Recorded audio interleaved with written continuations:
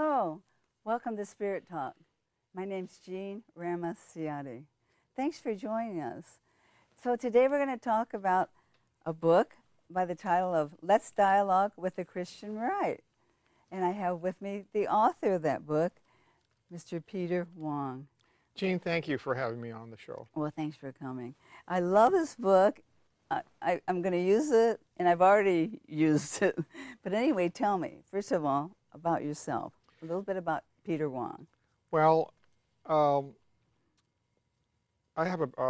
worked in Silicon Valley for about 25 years as a technologist, and then had a midlife crisis and decided to change vocations and went to law school. And so I became an attorney. And just as a background, I was raised as a evangelical, and that was my what I experienced and lived early in my life. And I would consider myself right now theologically in the center, economically a center right, and socially center left.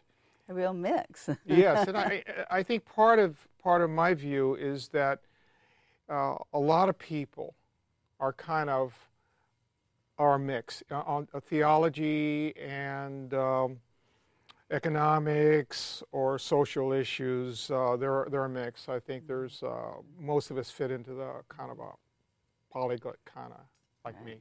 Except for the far right, they're kind of all the same, right? Well, you know, this book was written. I would call them the Christian right. They're my brothers and sisters in Christ. And let me just tell you a story how I wrote this book and why I came to write this book. Every so often I get together with my family in Los Angeles. I happened to be down there one time for a birthday party for my mother, and I never talk about politics. I never talk about things where I stick my foot in my mouth. And I got on the subject, a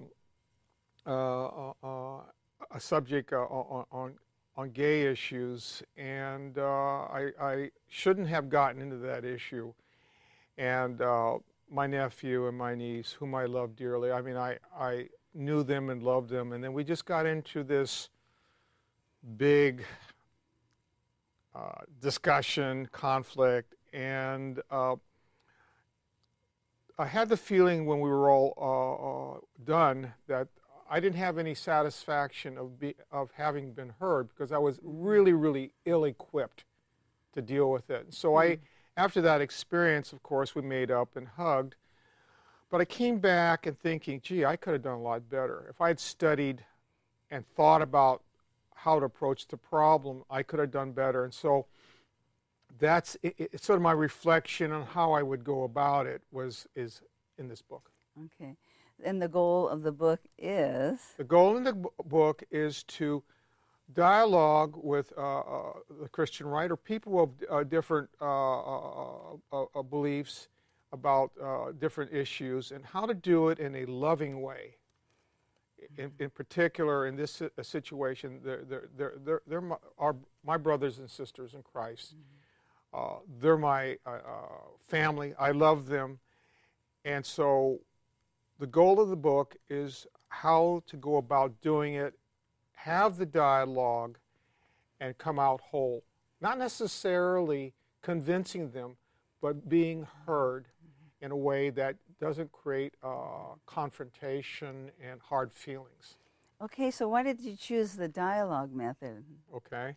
Well, that's a very interesting thought.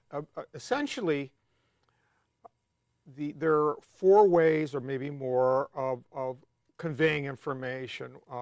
If you go back to the Greeks, there was poetry, there's expository writing, and they communicated a lot of values through drama.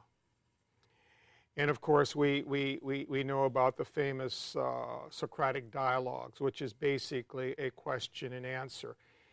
And as Plato explains Socrates, he said this is a good way of conveying information, because basically you ask questions, you listen and you wait for the answer, and you respond. So it's not a preset kind of talking down to, and so you kind of adjust your dialogue through what I call thoughtful questions, and you respond to the thoughtful questions. But it means you have to be prepared.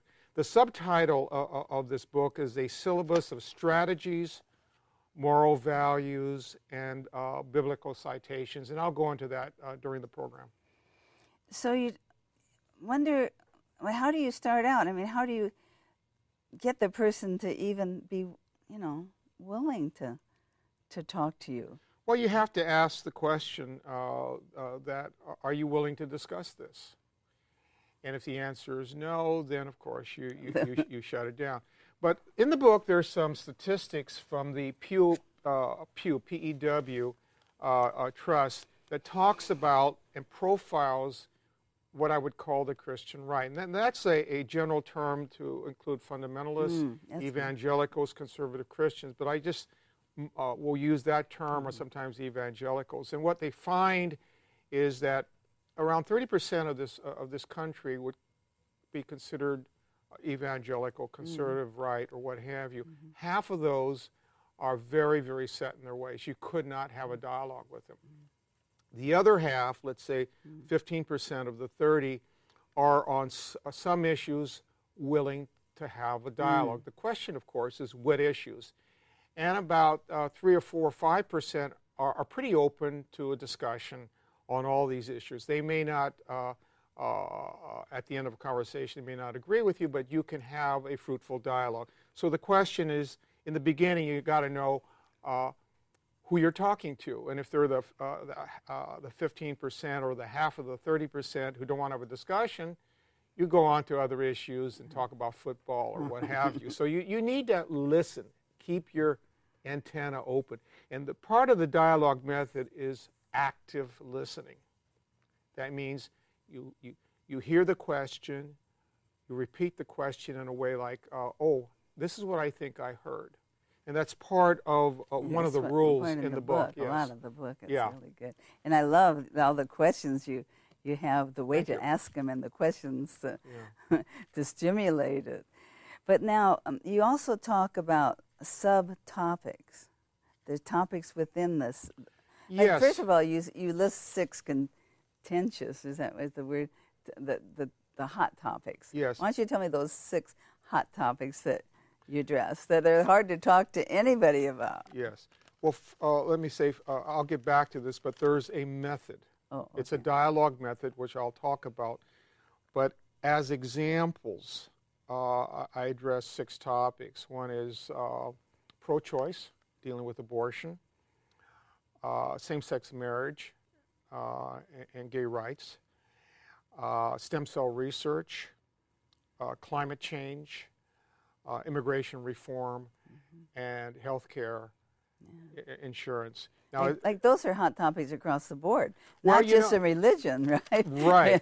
Politics, I think culture. this method could be applied, and I'll go through the method, but there's examples of these dialogues. They're like Socratic dialogues. It is interesting, when I first started writing the book and had the book published, I thought that these topics would go away. And they haven't gone away, and they're still as contentious. And so I was hoping that this book would be obsolete, but it seems to be more germane now than ever before. It seems like it, isn't it? It's so sad. So this is really, you're going to help us open up the dialogue, but, it's getting people to do it, right? Right. Have you had luck? Have you had luck with it? I mean, yes, this is the way I think about things. Let me share a little bit about what I said is you can't go in and have a discussion without preparation and thought, because the Christian right, the evangelicals, have a simple mantra. Basically, they read the Bible literally. oh, okay, Thou shalt not kill, or thou shalt not do this, and then it's like, Whenever you respond or have a question, it's this is Okay. what it says. So they have a very simple road to hoe in terms of their dialogue. It's going back to the Leviticus 22, Very whatever. literal, right? Very They're literal, and they go literalists. back to that. So you have to be studious in the way you approach the issue. And you have to know the Bible. You have to know the So- Bible, and in particular, and I'll explain why, you need to know Jesus' teachings. And I take the view, and it's borrowed from my law training, that in law there's a hierarchy of values. Okay, and you have state law, which is trumped by federal law, and the highest law is the U.S. Constitution. And I believe that if we are Christians, Christian right, Christian center, Christian left, Christian means a follower of Christ.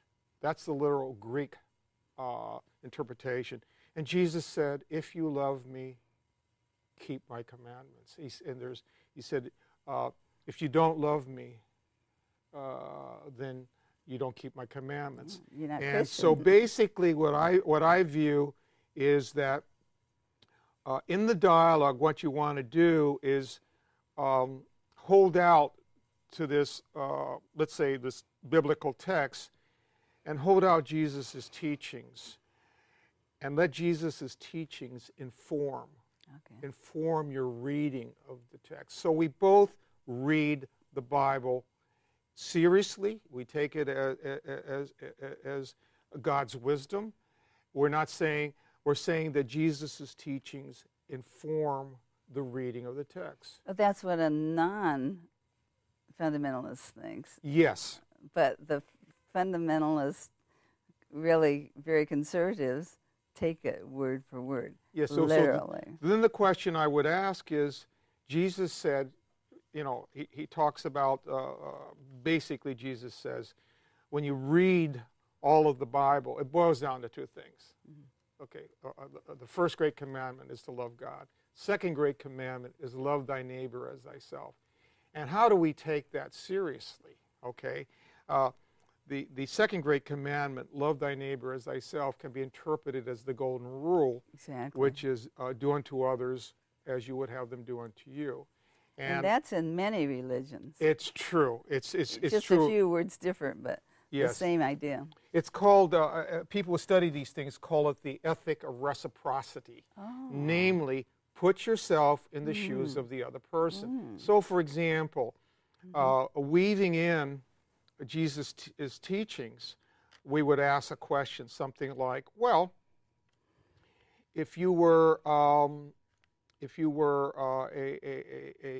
person who had Alzheimer's, or a loved one had Alzheimer's, and stem cell research was there as a possibility, would you want that?